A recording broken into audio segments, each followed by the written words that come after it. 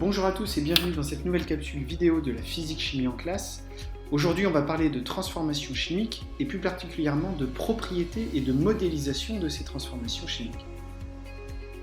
La maîtrise du feu et sa domestication par l'homme il y a très longtemps, environ 400 000 ans avant Jésus-Christ, lui a permis, entre autres, de se chauffer et de s'éclairer. Une véritable évolution. Cependant, il a fallu attendre le XVIIIe siècle après Jésus-Christ et Lavoisier pour que le mécanisme du feu soit mieux compris. Nous savons donc maintenant que le feu est une combustion qui elle-même est une transformation chimique. Alors, prenons comme exemple la combustion d'un gaz afin de mieux comprendre ce qu'est une transformation chimique. Intéressons-nous par exemple au méthane.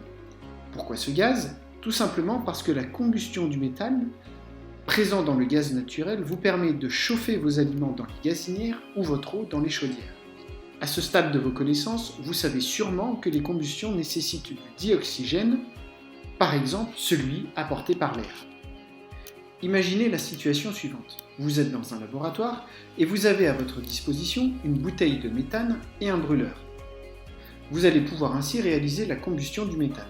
Afin de récupérer d'éventuels gaz produits, vous mettez une cloche étanche au-dessus de ce dispositif avec un ballon souple.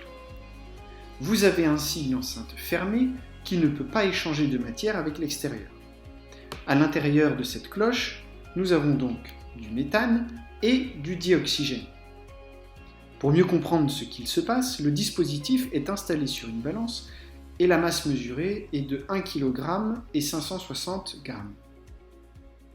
À l'aide d'un apport rapide d'énergie, la combustion du méthane au contact du dioxygène commence et une flamme apparaît. Le ballon souple se gonfle et on voit apparaître aussi un liquide sur les parois à l'intérieur de la cloche.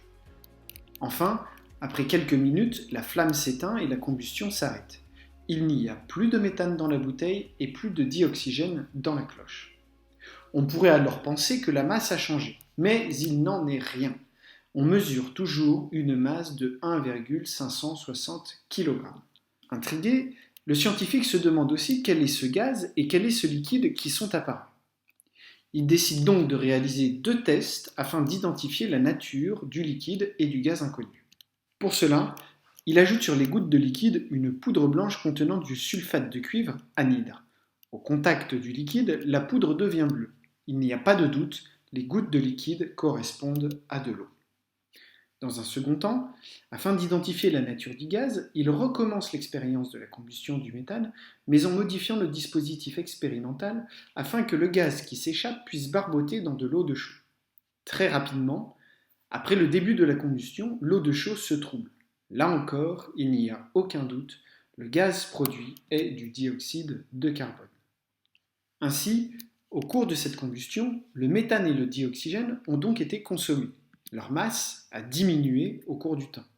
L'eau et le dioxyde de carbone, eux, ont été formés. Leur masse a augmenté au cours du temps. Toutefois, nous l'avons mesuré, la masse globale du système, elle, n'a pas varié. Conclusion, il y a eu transformation et plus particulièrement transformation chimique. On peut alors donner la définition suivante. Une transformation chimique est une transformation au cours de laquelle des espèces chimiques se transforment en de nouvelles espèces chimiques. Celles dont la masse diminue sont les réactifs, ici le méthane et le dioxygène, et celles dont la masse augmente sont les produits, ici le dioxyde de carbone et l'eau. La transformation chimique entre le méthane et le dioxygène peut être résumée ainsi. Le méthane réagit avec le dioxygène pour former de l'eau et du dioxyde de carbone. Cette phrase est un peu longue pour le scientifique. Alors, il aime utiliser un bilan qui sera le suivant, méthane plus dioxygène, flèche eau plus dioxyde de carbone.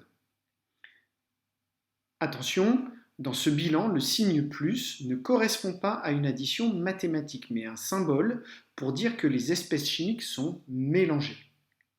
Le méthane, le dioxygène, l'eau et le dioxyde de carbone sont des molécules. Or, nous avons vu précédemment que le scientifique aime communiquer sur les molécules en utilisant leur formule brute. On peut alors dresser l'équation bilan suivante, CH4 plus O2 flèche H2O plus CO2. En plus d'être plus courte à écrire, l'équation bilan présente un avantage certain pour la modélisation d'une transformation chimique. Voyons cela de plus près. Tout d'abord, représentons chaque espèce chimique avec leur modèle moléculaire. Nous remarquons tout de suite que les espèces chimiques présentes dans les réactifs ne sont pas les mêmes que les espèces chimiques présentes dans les produits. On peut dire que tout s'est transformé. Nous remarquons aussi que les atomes présents dans les réactifs sont les mêmes que ceux présents dans les produits. Il y a des atomes de carbone, d'hydrogène et d'oxygène dans les réactifs. De même, on retrouve des atomes de carbone, d'hydrogène et d'oxygène dans les produits. Ainsi, nous pouvons affirmer et écrire qu'aucun atome n'a été créé. Intéressons-nous maintenant à la masse du système. Souvenez-vous, le scientifique a mesuré que cette masse n'a pas varié au cours de la transformation chimique. Cela veut dire que la masse perdue par les réactifs est égale à la masse gagnée par les produits. On peut alors dire que rien n'est perdu. L'équation bilan, puisqu'il s'agit d'un modèle, doit respecter cette règle de la conservation de la matière. Vérifions cela. Les masses des réactifs et des produits sont dues à celles des atomes. Nous avons vu précédemment que la nature des atomes ne changeait pas. Ainsi, la non-variation de la masse entraîne donc qu'il doit y avoir le même nombre de chaque atome dans les réactifs et dans les produits. Comptons alors chaque atome pour vérifier cela en nous aidant des formules brutes ou des modèles moléculaires, à chacun sa méthode. On trouve qu'il y a un atome de carbone, 4 atomes d'hydrogène et 2 atomes d'oxygène dans les réactifs. De même, on peut compter dans les produits et on trouve un atome de carbone, 2 atomes d'hydrogène et 3 atomes d'oxygène. Les nombres de chaque atome entre les réactifs et les produits ne sont pas forcément identiques, ainsi l'équation bilan ainsi écrite est donc fausse. Pourquoi ? Parce qu'elle ne modélise pas correctement la réalité expérimentale, puisque la quantité de chaque atome devrait être conservée. Il faut donc la modifier. Pour cela, il faut changer les proportions. Par exemple, si 2 molécules d'eau sont produites, il y a alors 4 atomes d'hydrogène et 4 atomes d'oxygène dans les produits. Enfin, si l'on change les proportions de dioxygène en rajoutant une molécule de dioxygène dans les réactifs, on se retrouve ici avec 4 atomes d'oxygène dans les réactifs.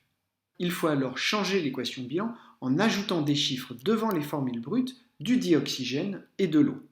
Ces chiffres correspondent au nombre de molécules concernées qui réagissent ou qui se sont formées.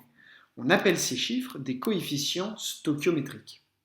Ainsi écrite, l'équation bilan respecte bien l'observation de la conservation de la matière. Les coefficients stoichiométriques ne changent strictement rien à la nature des espèces qui réagissent et qui sont formées, ils servent seulement à indiquer les proportions qui sont mises en jeu dans la transformation chimique. On peut ainsi lire l'équation bilan en langue française de la manière suivante. Une proportion de méthane réagit avec 2 proportions de dioxygène pour former alors 2 proportions d'eau et une proportion de dioxyde de carbone. Prenons un exemple. Si on réalise la combustion de 1 kg de méthane, il faut alors 2 kg de dioxygène, et ainsi 2 kg d'eau et 1 kg de dioxyde de carbone seront produits. Pour conclure sur les transformations chimiques, on peut reprendre cette fameuse phrase du scientifique Antoine de Lavoisier. Au cours d'une transformation chimique, rien ne se crée, rien ne se perd, tout se transforme. Ainsi, lors d'une explosion comme celle que vous avez observée en introduction qui s'est déroulée à Beyrouth récemment, il n'y a pas de magie. Il s'agit simplement d'une transformation chimique. Dans ce cas précis, suite à de mauvaises conditions de stockage, ou peut-être de manipulation, du nitrate d'ammonium s'est transformé de la manière suivante. Le nitrate d'ammonium a réagi pour former du diazote, du dioxygène et de l'eau. Le diazote et le dioxygène sont des gaz, et comme cette transformation chimique entraîne une augmentation de la température, il y a eu une explosion. Heureusement, toutes les transformations chimiques ne sont pas dangereuses. En ce moment même, dans votre corps, de nombreuses transformations chimiques se déroulent. Nous n'irons pas plus loin cette année sur la notion de transformation chimique. N'hésitez pas cependant à visionner cette vidéo plusieurs fois et à vous entraîner avec des exercices afin de bien maîtriser cette notion et les compétences associées. Vous pouvez retrouver cette vidéo sur le site internet de la physique chimie en classe dont vous avez l'adresse internet ici et un QR code. Enfin, n'oubliez pas que vous pouvez nous retrouver sur la chaîne YouTube de la physique chimie en classe. Vous y trouverez sûrement plein de vidéos qui vous aideront pour votre scolarité en physique chimie. Sur ce, je vous souhaite un bon travail et surtout prenez soin de vous et à bientôt.